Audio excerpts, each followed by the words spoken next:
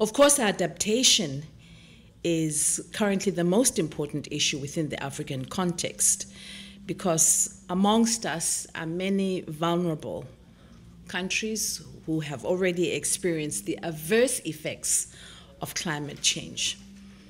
The ambassador at large on climate change often says, said to me, here are all these countries like Canada sitting under this umbrella as if it's raining outside.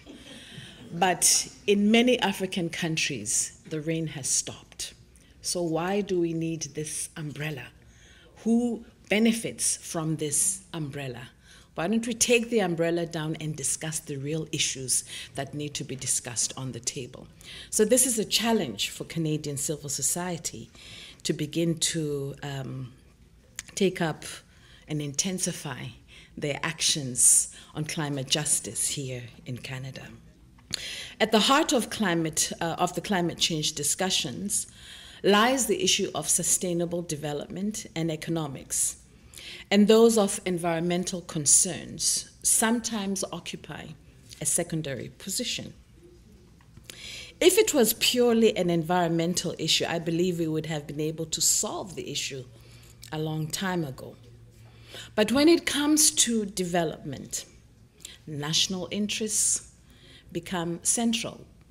It's important that what we have learned out of the system of trying to bring parties together is that the same power relations that you see at the WTO, the same power relations that you see in Rome, the same power relations that prevail in other UN conferences have certainly come to play with the UNFCCC, which makes it extremely challenging. On top of that, issues, as Pat has said, around agriculture, where there have been disagreements, particularly on the agreement on agriculture within the WTO, the same issues are rearing their heads within the UNFCCC.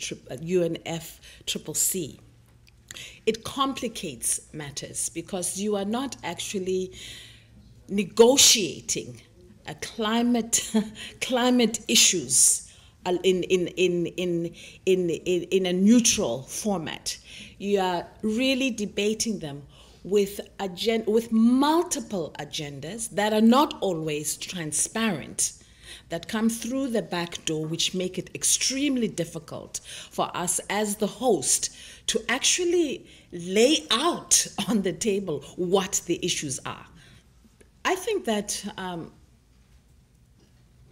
Canada has invested 30 plus years on the African continent, has been a partner at many levels within the human rights framework, as well as in development. Well, one can always critique that, but that's for you to do. It has offered leadership in multilateral fora in the past. It has gained, I think, a reputation for being a credible partner and has been seen as an independent partner. But this has been eroded, I must say. This reputation, this independent thought, this credible partner that we have been able to rely upon has eroded its reputation. And in the UNFCCC, they have tied, linked, and paralleled their entire position with the US. Its insistence on not taking on a second commitment period under the Kyoto Protocol and a single legally binding agreement with all major emitters with a formula and timetables is not realistic. It's just not a realistic position. And Canada should display some independence in the negotiations and come out of the US shadow and come out of the umbrella. And it needs to consult more widely and put their concerns out there. I do agree with Pat that civil society has the opportunity to turn the tables.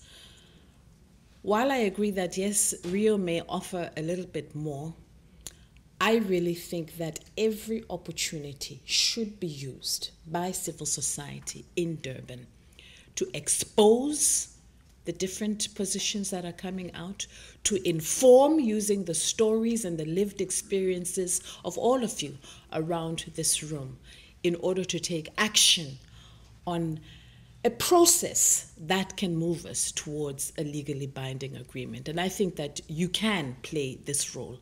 We can wait for Rio, but many countries, the island states, the African continent, cannot wait for Rio. We have to put something on the table that can lead us to Rio. And I think the open door and the opportunity is now. Thank you very much.